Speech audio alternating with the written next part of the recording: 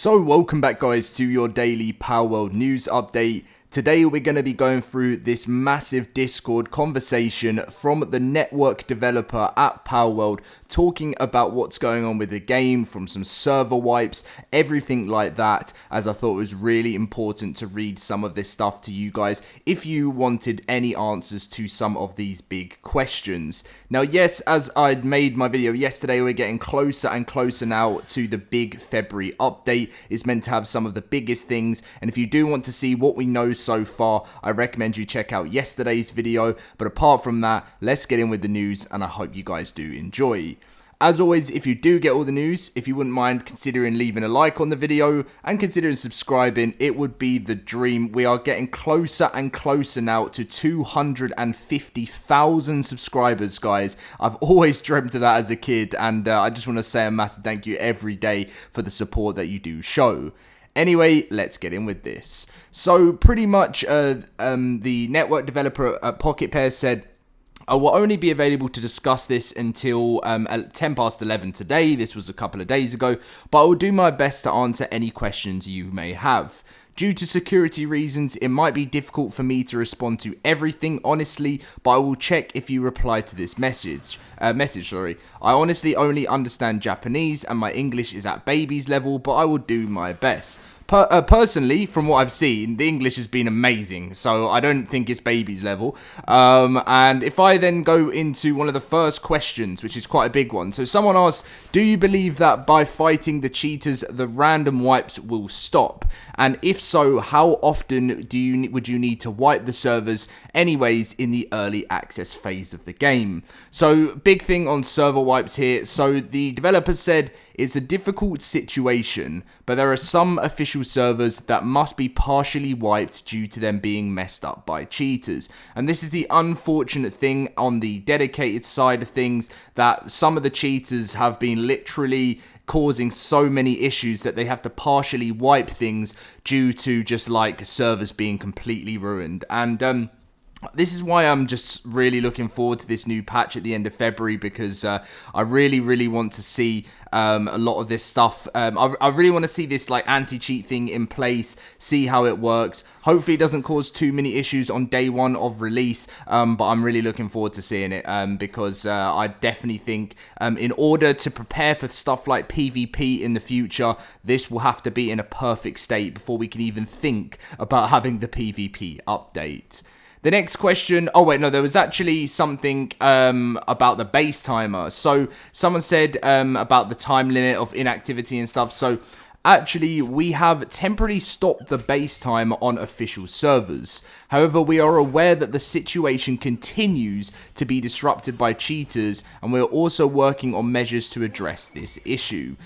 So again, this is something that they've temporarily stopped the base timer on official servers. I don't know when this is going to be updated or changed, but I think a lot of this, as I said, is all going to link towards when the big patch goes live, which again, we're waiting for Pocket Pair to share something. What were you, the 19th today? I think anywhere between, I did mention it to you guys in my video yesterday, I think maybe the week of next week, Monday the 26th, around somewhere in that week was when we'll see the update drop, within those 4 days before the end of February.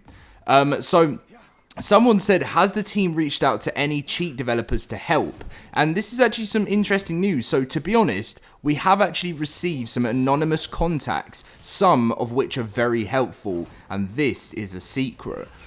So this is really great to see. So something that I've noticed since I have been covering Palworld since the launch, which, oh yeah, by the way, 1 month today was the launch of Palworld into early access. And I mean, that month has gone by so fast, but at the same time, it's been a crazy ride, I have to say. But yeah, so they've got some people that recently, obviously they had Microsoft on board on the Xbox side of things, and then on the PC side of things, they've had so many people, I've noticed them talking about just coming in and helping out and really pushing this game because they want to see it do well. And that's what I'm loving, because what I've felt from the gaming industry at this moment in time, and I mentioned it in my Helldivers 2 video yesterday, is I'm loving the fact that, I mean, I'm not someone that hates on all top tier studios and says, oh, they're all terrible and they're all awful, because some of those top tier studios created some of my biggest childhood memories, you know, like Bungie, Infinity Ward, all of these like top tier game, EA, you know, some of my favorite games, Call of Duties and Halos and stuff when I was younger. So I'll never take that away from them. But it does seem to feel like gaming hit a horrible place of where we were just always expecting to buy the game for $70, and then once you've bought the game you end up spending more than the actual game costs because they're selling you these cosmetics. Or, you know, EA are the most pay to win company I think I've ever known. If you know any worse ones, let me know.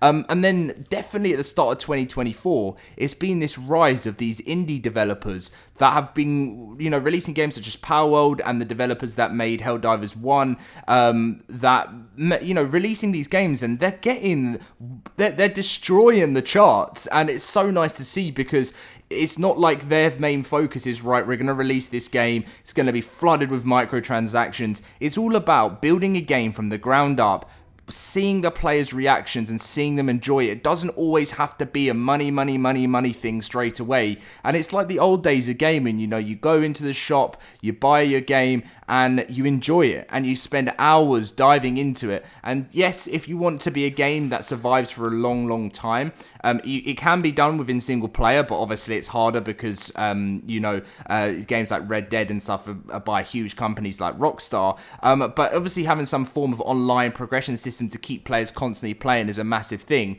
and you need to make money, but it doesn't mean that it has to be flooded with microtransactions, and Palworld is showing a great thing like that. So it's great to see some companies really showing some support there. Someone said the fix for cheating is known. Do not trust the client for anything. The client only tells the server what the user wants to do. The server tells the client what happens and updates the world state. The game code also runs the client, but the server ignores that. The code on the client is to show what it predicts the server will decide.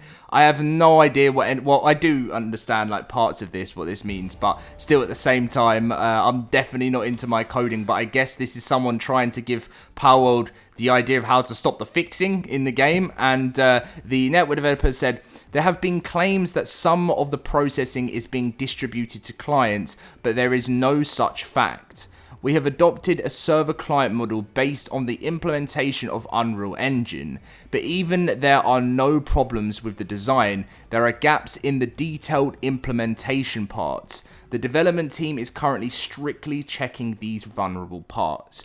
So whenever a game in early access launches, there's always going to be some form of little small holes that people can slip through to exploit the game. And it's been a known thing for years and years since these big multiplayer games have been going on, especially early access games on PC, and survival games in fact are some of the biggest ones it happens to.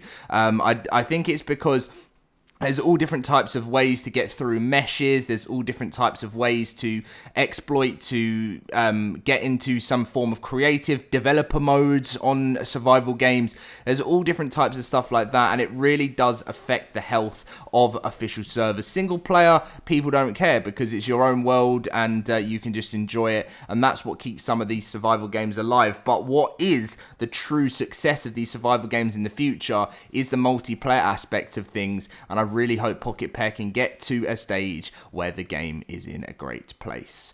Anyway, guys, that's all to share with you guys from the network developer today, all based on cheating and how the client's working. And it's really nice that the developers are hopping into the Discord every now and then to give us some updates on what's going on and, yeah, just answer some questions. And I think that's some of the biggest things that I think community, I mean, this is the network developer, but community managers can do to your audience is just keep you up to date, even if it's not like a full patch of what's going on or notes or anything like that. As long as it's just answer a couple of questions, keep the community sort of up to date with what's being planned, then that's brilliant. Catch you guys in my next video. Leave a like, subscribe, and thank you for watching.